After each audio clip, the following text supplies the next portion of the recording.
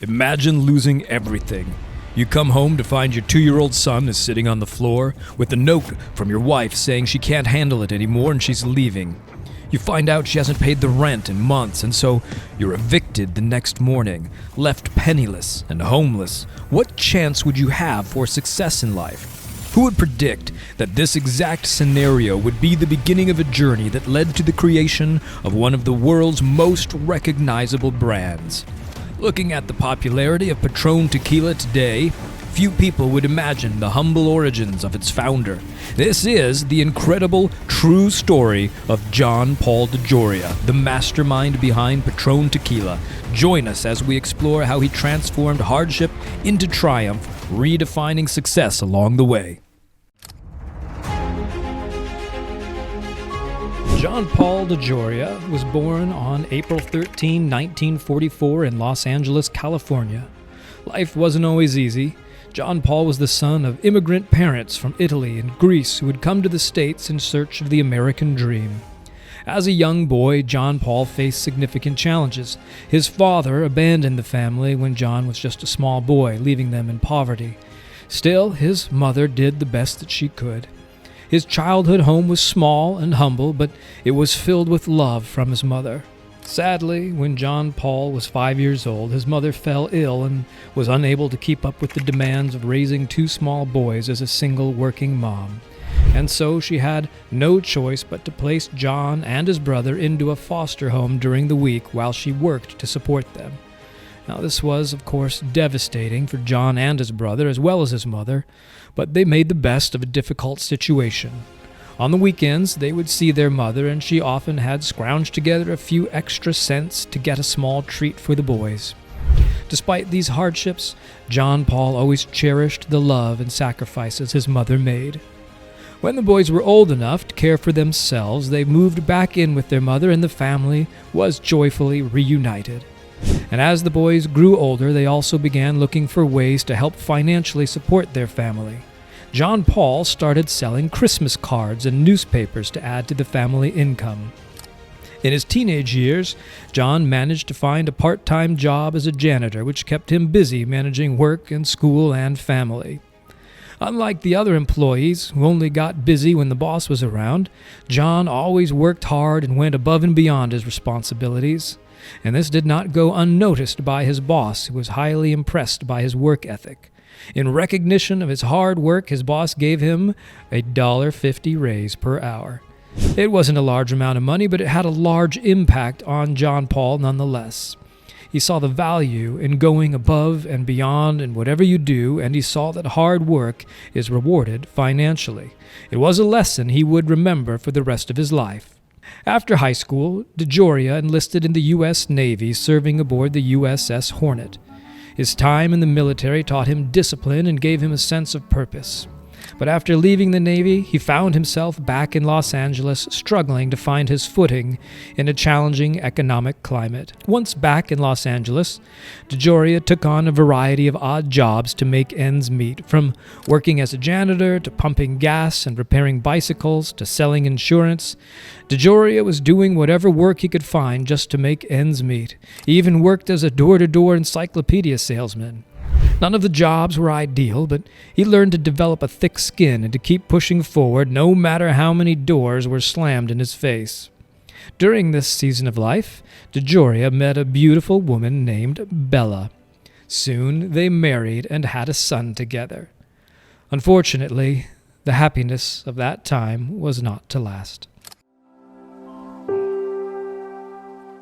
2 years into his marriage, DeJoria came home from a weekend job where he was working as an announcer at a sports and RV show in Anaheim, California. As he was walking up the steps to his second-floor apartment, he was met by his wife walking down the steps. As they passed, she told John Paul that she needed to borrow the keys for their car, and thinking nothing of it, he gave her the keys and continued up the steps to their apartment, utterly unprepared for the way his life was about to change. As he opened the door to his apartment, he saw his 2-year-old son sitting in a pile of clothes on the floor, and next to him was a note from Bella, John's wife, saying that she couldn't handle it anymore, that their son would be better off with John, and that she was leaving. DeJoria's heart sank as he took in the situation. He broke down and just wept. But his troubles were only beginning. After gathering his bearings, John Paul pieced together that Bella, who had been the one that managed the bills for the family, hadn't actually paid any bills for several months. The electricity was turned off and they were to be evicted in the morning. With no home, no car, no money, John Paul DeJoria was left holding his son and the remnants of his shattered life with no options and no plan. Though he wanted to shut down and just give up, his paternal instinct to care for his child kicked in and he began working on a solution. Using what little money he had in his pocket, DeJoria was able to purchase a non-functional 1951 Cadillac on loan. This vehicle became his new home. He and his son lived, ate, and slept in the car. From time to time, he would go get showers at the city park. While homeless, DeJoria collected soda bottles which he could exchange for a few cents each. With the little money he earned and his skills from high school shop class and the Navy, he managed to get the old Cadillac running. Sort of. The car had an overheating problem, and John Paul recalls having to constantly refill it with water as long as it was running. Eventually, one of DeJoria's old buddies from the Navy found out that he was living in his car. This friend of DeJoria's was a member of the notorious Hells Angels biker gang. He found John and told him that he could come and live in one of their homes and that the biker mamas would care for his son during the daytime while John Paul went looking for work. Despite their rough exterior, the Hells Angels embraced John and his son, offering them a sanctuary when they needed it most. DeJoria looks back on that time and those people with tremendous gratitude. He still says to this day that the Hells Angels helped to raise my son. The arrangement worked out, and eventually John Paul was able to secure an entry-level job at Redken Laboratories, where he immersed himself in the shampoo business. He learned how to prepare the shampoos, what materials are required, and how they work. Unfortunately, after 5 years of hard work, he was fired in 1980 at the age of 36. Once again, he found himself homeless and struggling financially. Back on the streets with his son, John Paul was determined to find work again. In order to look respectable at his job interviews, he decided that he'd better get a haircut. Little did he know that haircut would change his life forever.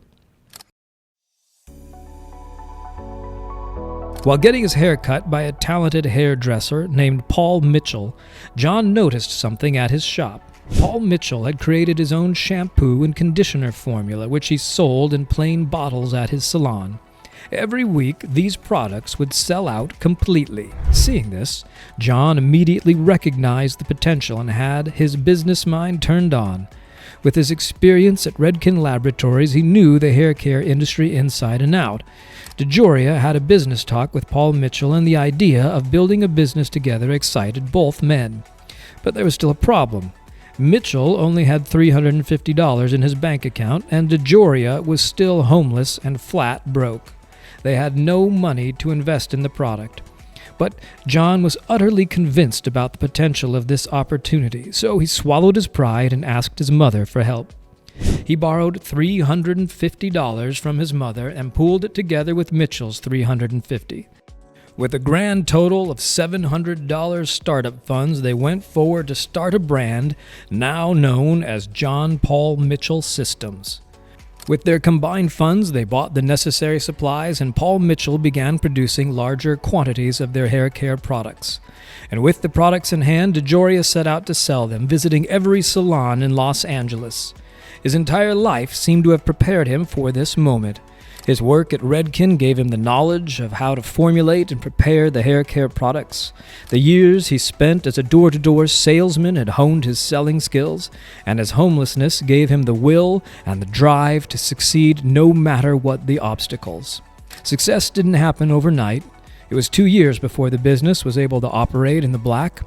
But as the product line expanded, so did the profits, growing the company into the global icon it is today.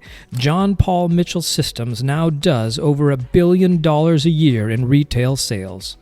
But the launch and growth of Paul Mitchell Systems was just the beginning for John Paul DeJoria. Little did he know that just a few years after opening his hair care business, he would start another company that would be even more explosive and ultimately make him into a billionaire. 9 years after the founding of John Paul Mitchell Systems, the business was doing very well and providing a comfortable living for DeJoria and Mitchell. John Paul was not searching for another business opportunity, but the one that was presented to him would once again change his life. In 1989, John Paul's friend Martin Crowley decided to take a trip to Mexico. John Paul asked him to bring back a bottle of quality tequila. Crowley returned with an elegant, hand-blown bottle of high-quality tequila and an idea. Why not launch a luxury tequila brand in the United States? At the time, the tequila market in the United States was dominated by low-quality options. DeJoria and Crowley saw an opportunity to introduce a premium product that could set a new standard. They decided to take a risk and venture into the tequila business, willing to give it away if it didn't sell. Their journey took them to Mexico, where they crossed paths with Francisco Alcaraz, a chemical engineer and tequila expert. Alcaraz, who had begun his career as one of Mexico's first tequila inspectors, was freelancing at Siete Leguas, a family-owned distillery known for its traditional methods. Despite skepticism from Siete Leguas about the viability of the venture, Alcaraz saw potential in DeJoria and Crowley's vision. He agreed to collaborate with them, leveraging his expertise and the distillery's old-school equipment to craft a tequila that would embody their high standards. The first batch of Patron Tequila, consisting of 12,000 bottles, was released in 1989. However, the launch was not met with immediate success. DeJoria was preoccupied with his hair care empire, leaving Crowley to navigate the challenges of the liquor industry. With limited contacts and limited experience, Crowley faced an uphill battle.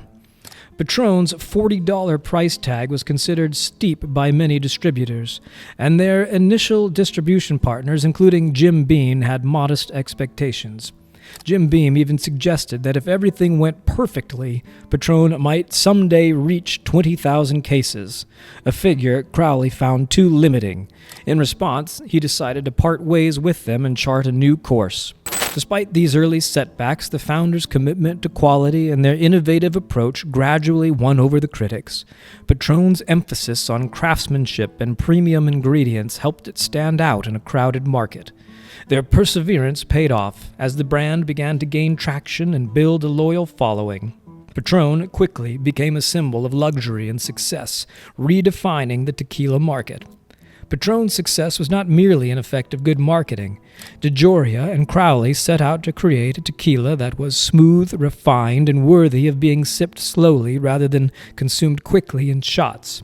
DeJoria sourced the finest blue agave from the highlands of Jalisco, Mexico, and employed traditional distillation methods to ensure the highest quality. Not only this, his vision to create premium bottles led him to prepare hand-numbered bottles which emphasized the artisanal nature of the product. DeJoria and Crowley focused on creating a luxurious experience around Patron, from the design of the bottles to the marketing campaigns that portrayed it as the choice of discerning drinkers. This planned positioning helped Patron become a status symbol and a preferred choice for those who love high-end experiences.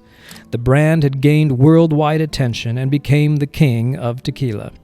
And in 2006, they hit the 1 million cases milestone, far exceeding the experts' predictions. With this milestone, DeJoria was poised to make one of the most notable deals in the history of the spirits industry, a deal which would make him a billionaire. In January of 2018, Bacardi Limited, the world's largest privately held international spirits company, announced its acquisition of Patron Spirits International for $5.1 billion. This deal marked the end of DeJoria's journey with Patron, a brand he co-founded and nurtured into one of the world's leading premium tequila brands. The $5.1 billion acquisition of Patron by Bacardi was one of the most notable deals in the spirits industry to date. The deal not only reflected the value of the brand, but also DeJoria's success in creating a premium product that resonated with consumers globally. While the financial success of the deal was undeniable, it came with its share of controversies. Patron enthusiasts and industry experts expressed concerns about the brand's future under Bacardi's ownership. Patron had built its reputation on quality and exclusivity. Would Bacardi maintain those high standards, or would commercial interests lead to compromises? Critics speculated whether Bacardi would uphold the premium craftsmanship that Patron was known for. There were concerns about changes in production processes, potential cost-cutting measures, and the impact on the brand's exclusive image. DeJoria addressed these concerns by emphasizing Bacardi's commitment to preserving Patron's heritage. At this point, many of the workers and partners of Patron were worried about what would happen after the deal. However, DeJoria assured stakeholders that the acquisition would not compromise the brand's quality or authenticity. Under Bacardi's ownership, Patron has continued to uphold the high standards of quality and authenticity that have been its hallmark. The tequila is still crafted in small batches at Hacienda Patron in Jalisco, Mexico, using traditional methods that honor the brand's heritage. Modern-day Patron remains committed to innovation while staying true to its roots. The brand has introduced new products and limited edition releases that appeal to a broader range of consumers. These innovations include unique expressions like Patron Extra Añejo and Patron Estate Release, which showcase the depth and versatility of tequila. The company has implemented numerous eco-friendly practices at its distillery, including a water treatment plant, composting initiatives, and efforts to reduce its carbon footprint. Patron's dedication to sustainability is a long-term commitment to environmental responsibility and ethical production. Today, Patrón Tequila is available in more than 100 countries, celebrated for its unparalleled quality and distinctive taste. The brand has garnered numerous awards and accolades, further solidifying its reputation as a leader in the premium tequila market. Patron's marketing and branding efforts have played a significant role in its continued success, and John Paul DeJoria's legacy lives on in every bottle. His vision and dedication to creating a world-class tequila brand have left an indelible mark on the industry. As Patron evolves and expands, it carries forward the values and principles that DeJoria instilled, ensuring that his legacy endures. John Paul DeJoria's story is undeniably inspiring. From homeless single dad to billionaire, his life demonstrates that there is opportunity available to anyone who never gives up. What's the most inspiring business story you've ever heard? Let us know in the comments.